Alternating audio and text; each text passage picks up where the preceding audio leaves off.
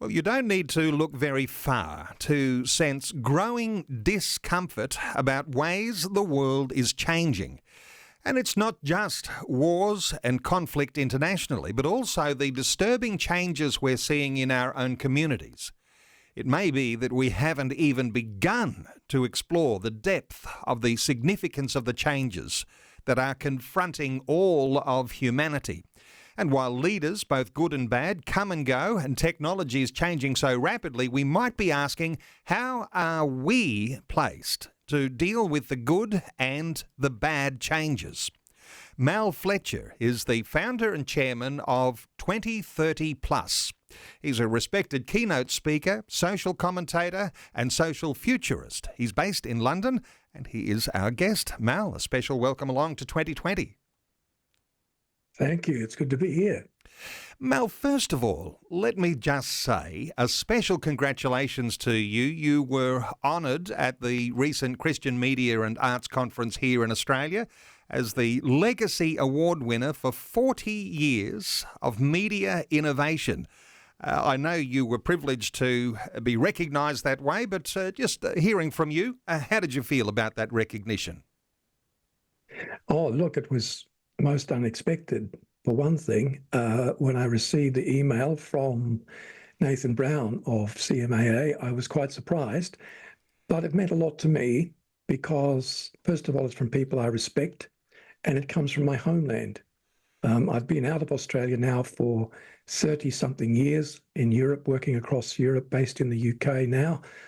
So it was so good to feel that connection again. I've been with your conference a couple of times, but it was so nice to feel appreciated for the work we've done in media. So thank you to CMAA again.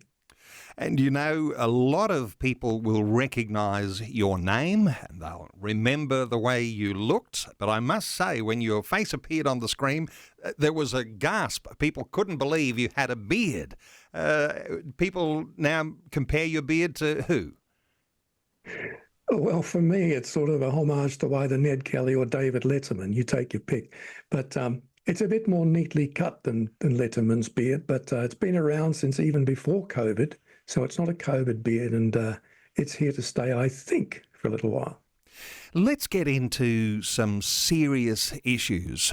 As a futurist, you're monitoring trends in our changing world. You're in London, but looking in on the fishbowl that you might see as Australia and our Australian culture. What are the sorts of things you're coming to observe and thinking about what might be ahead of us in the decade ahead? Well, right off the top, I think I can give you three things, and skipping through the details, but three major things that I think will affect Australia as they do much of the world, but I think they have a special relevance to Australian culture. The first one is the blurring of the line increasingly between humanity and technology. That's going to continue apace in the next 5 or 10 years. A push for more and more sophisticated artificial intelligence and eventually artificial general intelligence is going to bring a mix of benefits, healthcare and education, for example, along with challenges. Things like jobs will be affected. We'll see human implants augmenting human skills with inbuilt tech devices such as brain implants. That's going to be much more common in Australia than it would be right now. And that raises important ethical questions about the line between humanity and technology, for example. What does it mean fundamentally to be human? I think a second thing we're going to see in a big way in Australian culture is a further digitisation of the human experience. So the raison d'etre of big tech companies is encouraging us to create mountains of data which they can collate, analyse and monetize. I think we all know that now. So we'll continue to see efforts to bring more and more of the human experience under that digital umbrella. More of what we do will be done online even than it is today. And that, of course, contributes to the push for the cashless economy, which will pick up pace in the next 5 years. Already we're seeing a growth in digital debt because people are spending using cashless systems. We're spending more with less forethought. You don't have to think as much when you're just wiping a card. And of course, there's the problem of data outages. Things like CrowdStrike come along and affect online services worldwide, and we can't access our money. And the third one I'd cite right off the top is a deepening identity crisis, a deepening of our sense of lack when it comes to fundamental meaning. I was asked a while ago in Berlin, what is the plague of our time? This was pre-COVID. But even post-COVID, I would answer the same way. The long-lasting plague of our time is fluidity. Nothing's certain anymore. Even the most basic characteristics of life, including our definitions of gender, are subject to debate and alteration. So there's almost no fixed moral or cultural points of reference. And linked to that is a meaning deficit. You may remember that the psychotherapist Viktor Frankl said people can endure a great deal of pain provided there's a purpose in the pain. And today we've got people in Australia, as we do in Britain and America, suffering inner or existential pain because there's no purpose in it. They don't feel any purpose or meaning in it. And we see the effects of that in our falling levels of public trust in foundational institutions. In the last 15 years, every institution in society has been held up and found wanting. Governments, police, courts, health and education authorities, even the institutional church. And that decline in trust is, of course, partly because institutions have not lived up to their promise. But it's also, I think, because we have unrealistic expectations of them and will continue to do that. Because we've lost any shared religious foundation, we've come to expect too much from society's leaders and institutions. We look to them to project a sense of purpose into our communities and lives, and they're not equipped to do that. And of course, for some people in Australia, as here, and this will continue, the lack of meaning is being filled by things like cultural Marxism or woke ideology, as it's called, and for others, even more so, by technological utopianism. And some people treat text like AI with something close to reverence. They hope that technology will release us from a kind of meaningless life and give us purpose. So there's just three things right off the top that will shape in some way the culture of Australia in the next 5 to 10 years. Three things that I'm going to point listeners to explore some more at the end of our conversation when I say how you can connect with Mal Fletcher. But Mal, let's just stop and pause to reflect for a moment on what all of this means, because as you talk about fluidity, as you talk about the change that is not only coming, it's upon us right now.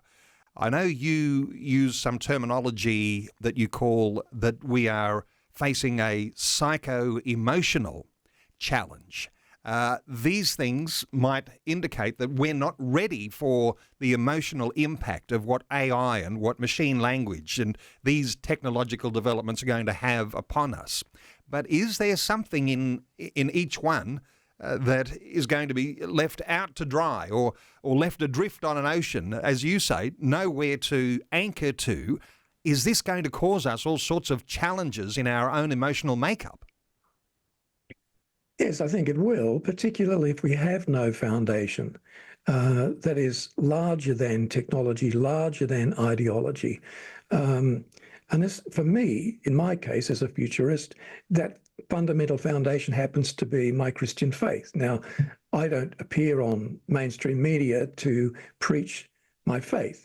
I'm there to speak about issues. But the worldview behind my interpretation is definitely a Judeo-Christian worldview. Not all Christians would agree with it. I'm not speaking for a particular constituency, but I am speaking out of my understanding of Christian worldview. And it's very important to have, as I said, that sense of meaning based in something bigger than the institutions of society or even the culture of society. Culture really is just defined as an expression of what is normal here. So the things that we value, the things that we prioritize, they are expressions of culture. They are what forms our culture. But at the root of every culture is a cult.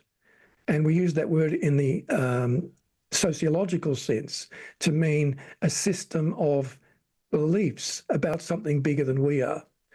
And when cultures begin to cut themselves off from their central cult, their sense of spiritual worldview, then we have some of the problems we have today with identity, meaning, and what it means to be human. And that last one, by the way, is the big one we will face increasingly as technology plays a bigger and bigger part of our lives. So yes, there's an emotional component, but it comes down, I think, to the level of soul and the spiritual component of what it means to be human.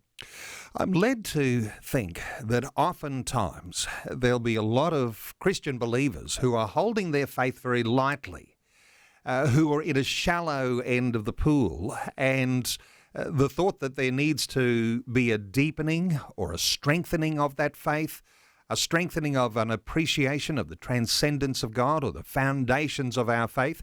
Is this a way to prepare for some of the challenges that might be ahead? When we're talking about the changing technology and how we deal with it, how do you think we do that preparation in getting a little bit more deeper or more substantial with our faith? Well, it's a good question, and something I've been dealing with churches and Christian leaders for some time now is what I call the theology of technology. We have to become, in order to become data literate, that is to understand how data operates, how data is analysed, who has control of that process. We need to first, as Christians, become biblically literate. We need to understand the principles, the basic principles of the Christian scriptures that we can apply to technology. So whilst digital tech is not in the scriptures, for example, certainly there are issues relating to humanity that are outlined there. For example, the very first book of the Bible, Genesis, in the very first chapter and second chapter also reminds us that we are created in the image of God. We bear an imprint of something bigger than ourselves, which is why we thirst for the transcendent in the first place. And as a result of that, we should be able to say, well, technology can be honouring to God, but we must keep it in its place. Technology is a good servant and a poor master.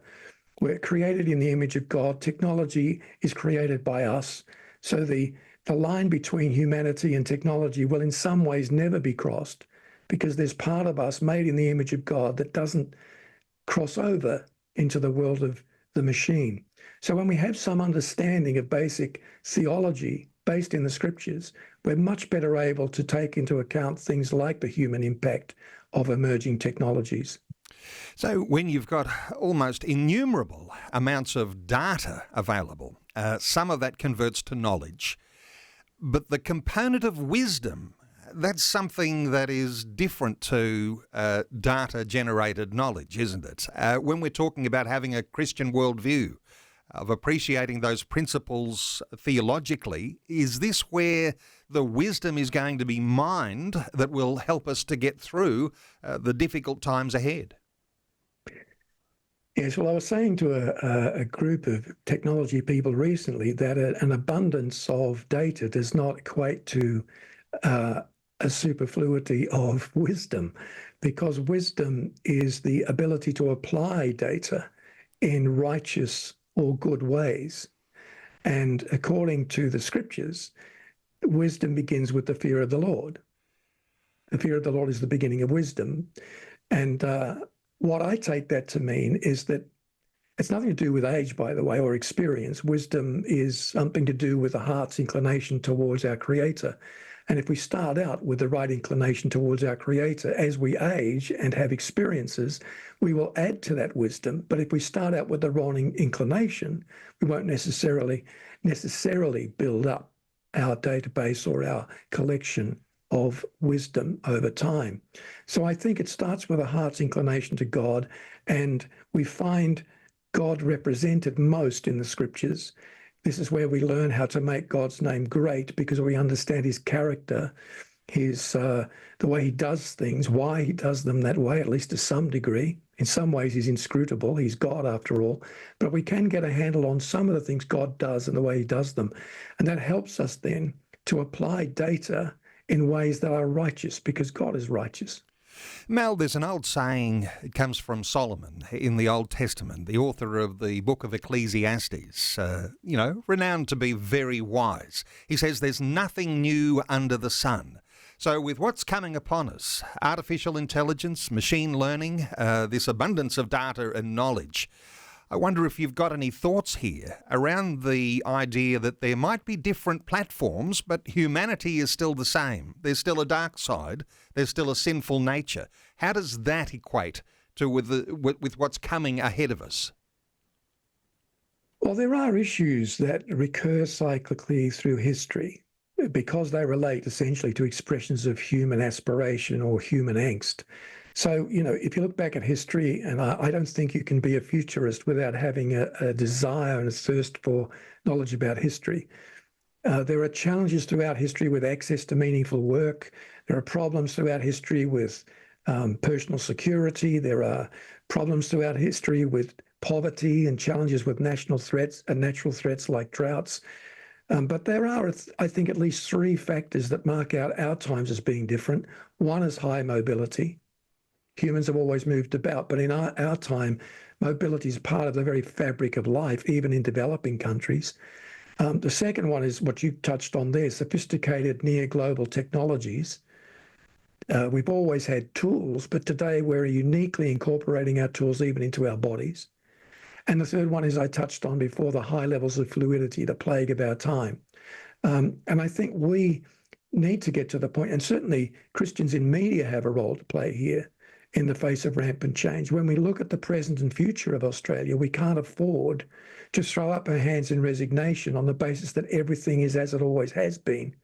And nor should we, as Christians, allow our eschatology, our belief about end times, for example, to make us escapist.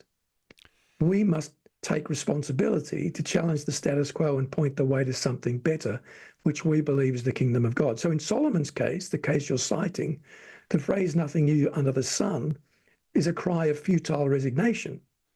The whole book of Ecclesiastes, from which this saying comes, it's the only book that doesn't say much about God. It's essentially about the futility of life if we see things only on the horizontal or human plane, without any vertical reference point. So as Christians, we have a role to play in reinstituting a vertical Godward perspective on life alongside the important horizontal human-focused outlook. So something new under the sun is a cry of resignation. And I'm not anxious to be using that phrase because I think it suggests something that I don't want to go into. I don't want to be resigned. I want to be able to proactively change things by the grace of God. Well, there's a number of platforms, and we'll often be talking about the church. We'll be talking about the Bible and the way we engage with the Bible. Just to pick up on the fact that you've mentioned Christian media and organisations like Vision Christian Media, Vision Christian Radio, the sort of impact that Christian media makes on the ability for people to navigate a way forward, how do you think that is going to be important in the years to come? I think it'll be very important, particularly as media generally, first of all, has to deal with the outcomes of increased digitisation. There are entire radio stations in this country, in the UK and throughout Europe, that are completely robotised now. You can walk the hallways and essentially the playlist is happening without any human interaction. It's a bit like Industry 4.0, where machines run the factories themselves. So we're seeing sort of Media 4.0 starting to emerge. I think the human element will be very important, and Christian media can play an important role here in keeping humans involved, making sure that we don't over-automate what we do, because machines, there's one thing they can't do. They can't empathise. Empathy requires a shared human experience, which by definition, a machine can't have. So we need to make sure that we have a therapeutic or empathic element in almost everything we do in media these days in order to protect that human role, which we believe as Christians to be the primary decider of what happens on the planet Earth under God. I think also there's the element of promoting community, which I know people like Vision Australia are very much into, and I applaud that. Because of tribalism today, which is a response in some ways to globalization and migration, it's not always a positive tribalism. Sometimes it is, though. Sometimes people are simply looking for other people who think like them. It's nothing to do with race or anything else. It's just, I want to find people who think like me, people who share my values. And there are not many opportunities in society today to do that. When you go online, you're directed by algorithms towards things you already find acceptable. You're not able to have those wonderful, surprising moments when you discover someone you didn't even know about who might share common values and have slightly different ideas that you can learn from. So there's reduced social capital in our society as a result of digitisation. There's an increase in a positive form of tribalism. And I think people are looking more and more for community in an age of disenfranchisement and fragmentation. And Christian media can play an important role in building a sense of tribe, first of all with listeners, within the church and without the church, because we're not called just to reach the church, are we? We're called to reach outside and have influence of a positive kind. And I think that role that Vision and others are playing is vital in terms of building the sense of positive tribe, positive community. And I imagine that Christian media everywhere will need to focus on those personal connections, but also the innovation across all of the different platforms to be able to utilise the opportunity to maximise those personal and warm and community connections that are going to be so necessary into the future. For listeners to connect with Mal Fletcher, who's the founder and chairman of 2030 Plus. He's a respected keynote speaker, a social commentator, and you might want to read some more and get some more detail about the sorts of things we've only been able to touch on in this conversation. This is the website you go to, 2030plus.com. That's the number 2030 and the word plus.com. Mal Fletcher, I want to say thank you so much for taking some time out of your busy schedule to talk to listeners today here on 2020. It's been a pleasure. Let's do it again sometime. Have a great day.